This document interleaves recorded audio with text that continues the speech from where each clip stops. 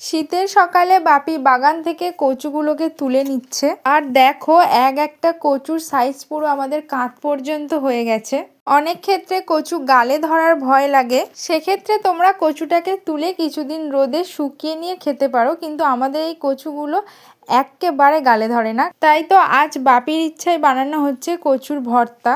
আজ কিন্তু আমি তোমাদের ওপর একটা অভিযোগ নিয়ে এসেছি। তোমাদের করা রিকোয়েস্টে আমি তোমাদের পছন্দের রেসিপিগুলো শেয়ার করি, কিন্তু তোমরা একবারও জানাও না রেসিপিগুলো কেমন লাগে, বা ট্রাই করে বলো না যে কোনটা কম বেশি থাকে।